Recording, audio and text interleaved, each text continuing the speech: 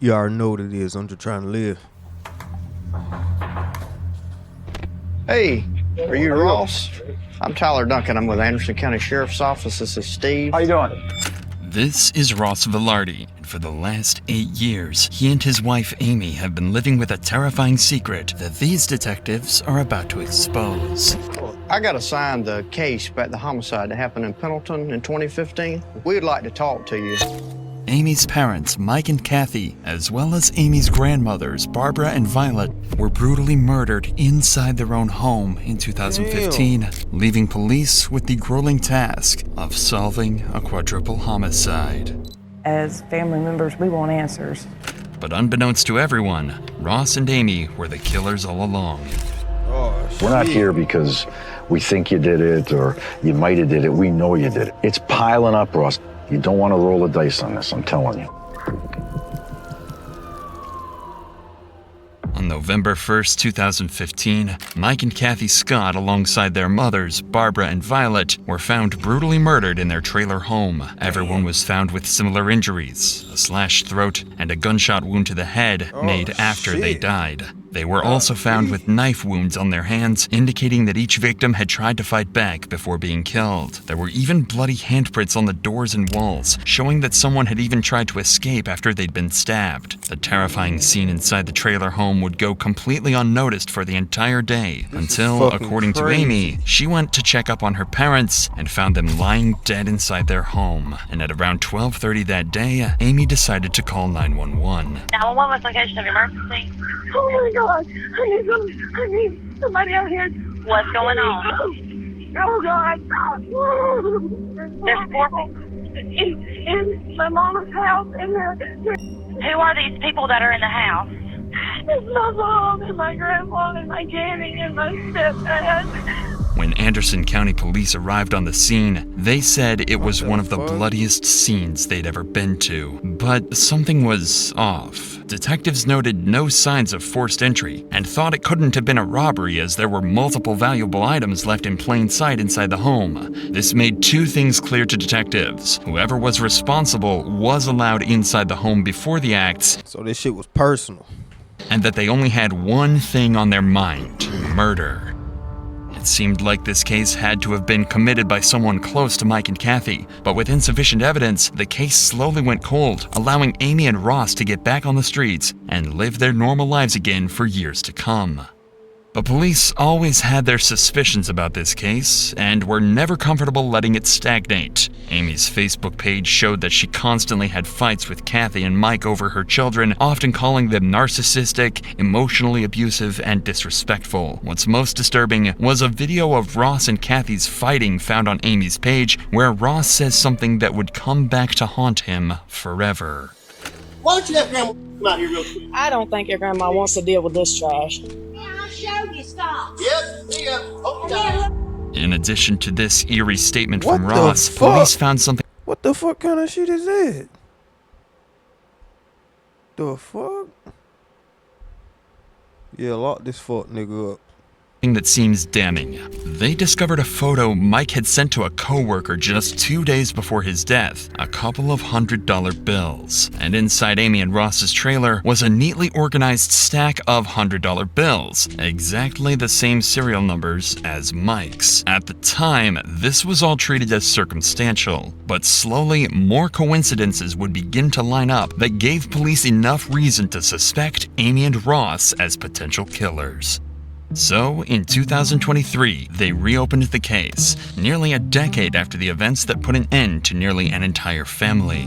Detectives started by launching a series of interviews with Mike and Kathy's closest peers to try and get a better picture of Amy and Ross, and see if they might have been responsible after all. They begin with Mike and Kathy's neighbor, to learn about Amy's relationship with her mom and if he saw anything the day of the incident. With the daughter, got angry with her and kept the children from Kathy. So tell us about that. It seemed that they really tried to help Amy a lot.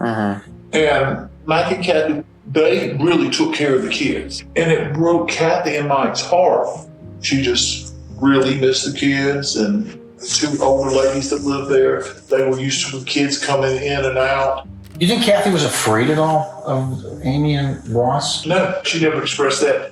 But it was always the talk of the area that Mike would go to flea markets and he would get some kind of video games that he collected. There was a good resale market for them, and that he would buy any old jewelry that had some gold in it. It was always a rumor that he kept a lot of cash and gold stuff around. Not only did Mike collect jewelry and other rare memorabilia, but it was well known in the community that Mike always had a large sum of cash with him because he feared putting money into the banking system. This made Mike a large target, especially amongst those who knew him well.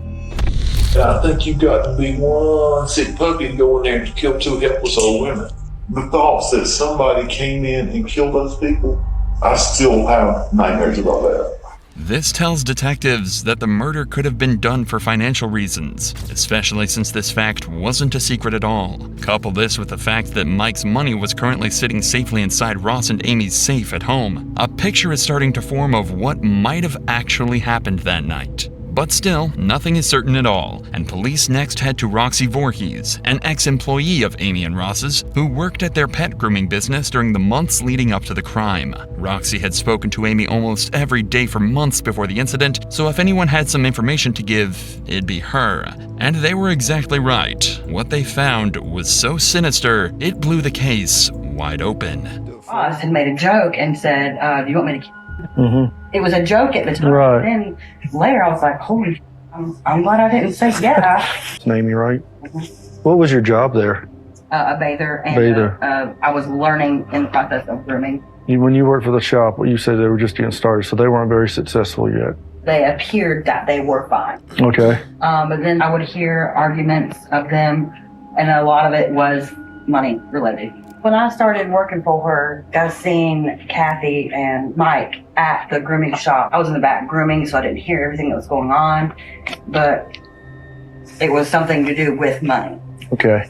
Throughout working there, she'd always tell me about how she was treated growing up and all of that. What kind of stuff would she say about how she was treated? She told me that she was always a daddy's girl, and she said her dad he was working on a car and it crushed him, and he was placed in the hospital. Mm-hmm. What the fuck? And her mom decided to pull the plug. She always hated her mom for that.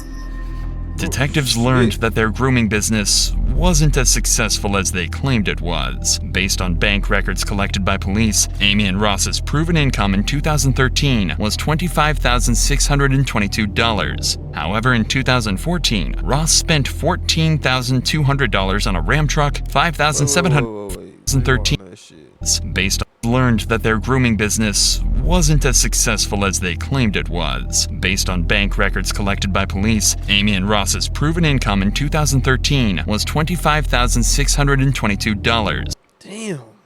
That ain't nothing. However, in 2014, Ross spent $14,200 on a Ram truck, $5,700 on a Mustang, $10,000 on a Harley FXE, and another $5,000 on a Harley XL. Close to $35,000 on luxury purchases, but an income of just $25,000. With these poor financial decisions, the couple needed money, and they needed it badly. In 2014, their business fell short, making just over $3,000 for the entire year. Things were bad, and they were on the brink of bankruptcy. So when the cops found $67,000 in cash hidden in their home, they knew something seriously strange was going on. Ross claims that he'd been saving the money for years, but detectives don't buy it at all. They're certain that, at a minimum, Ross and Amy had to have stolen from the house on the day of the murders. But to some extent, this was all known about 8 years ago, and it's still all circumstantial. For all the cops knew, Amy could have noticed the dead bodies in the trailer and grabbed the cash out of desperation before calling the police. So there had to be something that set this investigation apart from the one back in 2015. However, this case would take a complete 180 after detectives would find their most blatant, crucial piece of evidence yet.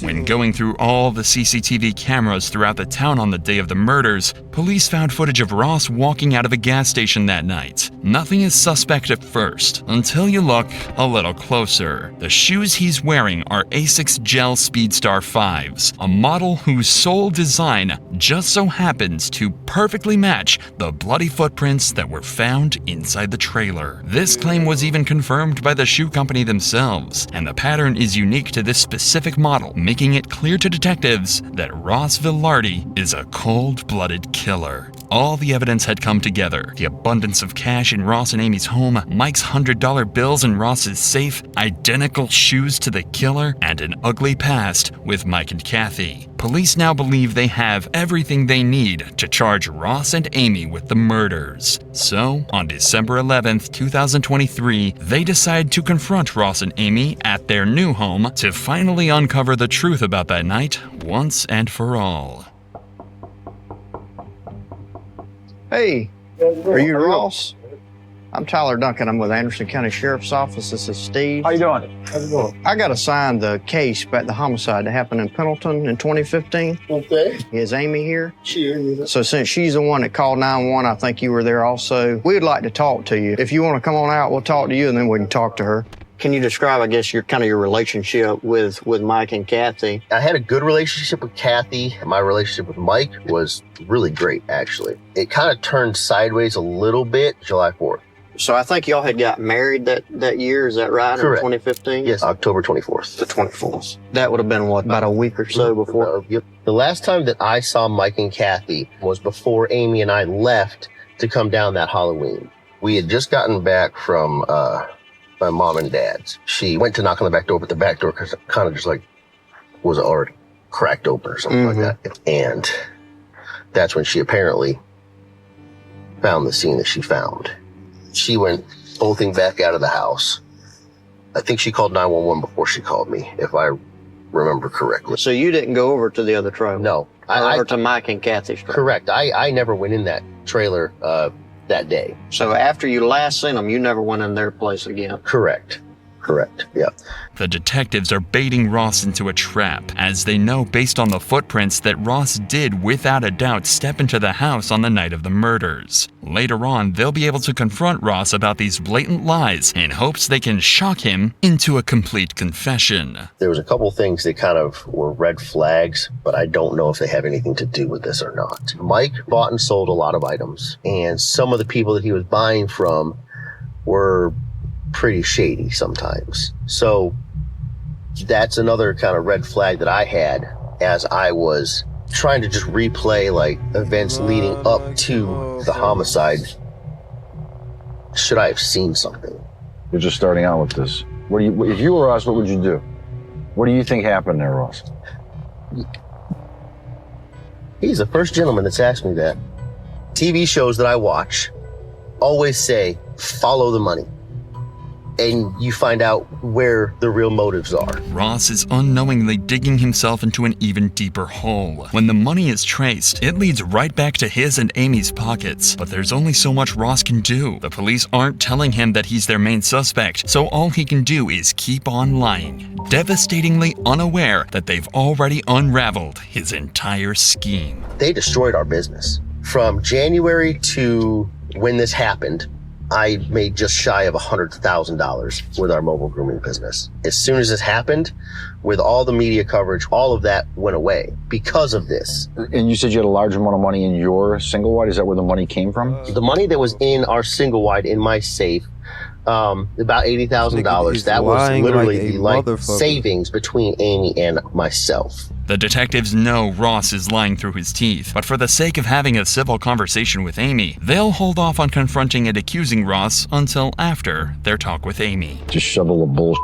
out of that front seat right now so Amy can get in.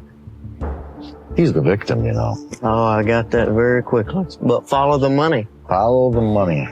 You could tell that he's... Yeah, I saw him. And every time he's talking, he can't look at you in the face. I know. You got a tiger by the tail here, though, buddy. Don't think you don't. This is a career case, let me tell you. Your grandmother, and then obviously Mr. Scott and his mom. What do you remember? What can you help us with? Where should we look? Yeah, me and my therapist talk about that a lot. Obviously, you got to know finding people doesn't really leave you in the right state of mind. Can do things to you. Yes, ma'am. And then everything that ensued, I mean, honestly, I can barely remember the funerals. Ross, tell us a little bit about like the relationship between, y'all some cold like, I guess y'all and the family. Something happened. We got into it around 4th of July or something with Mike, but he wasn't a nice person at all. Because I told my mom, look, I don't like it. My kids can't come over there until we straighten some stuff out. So at the time of the murders, you and your mom were back talking, everything was kind of getting patched up? Me and my mother was not a horrible person. She was prickly. She always hated her mom. So can you tell us a little bit about that weekend when were you gone, when you got home and you found the bodies, or what happened? We buried his mom's, my mother-in-law, to do Halloween. We went down there, we spent the weekend. What day did y'all leave to go down? Friday night? Friday night. Like a motherfucker. I drove myself quite crazy for about a couple of years there. And I've chosen to step away, and I've got to be healthy, and I've got kids, and I've got a life to live, and if somebody else dropped the ball on it, it's not on me anymore. Okay. Well, if we just ask Ross a couple more things and we'll be out of here. Now that Amy has been spoken to as well, detectives are ready to drop the ball on Ross and let him know that they don't suspect him of the murders. They know he did it. A couple more things and we're going to get out of here, okay? There was something that had come up. You remember owning like a red pair of shoes? Red pair of shoes? ASIC Speed Star shoes. Oh, no, I don't remember. Don't recall. These ASIC Speed Star shoes. Yeah, okay, I remember those shoes. What happened to the shoes? That's a good question, because I have no idea. This is from crime scene photos, and these are confirmed to be ASIC Speed Star shoes. Okay. Inside, and they have blood droplets on them. And interestingly enough, you're at the Quick Trip wearing those shoes the night of the murders. Okay. So if you never went in the house, I'm just interested to know how they ended up in the house.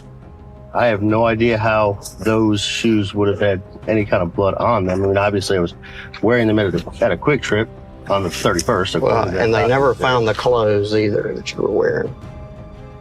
That hoodie? Mm-hmm.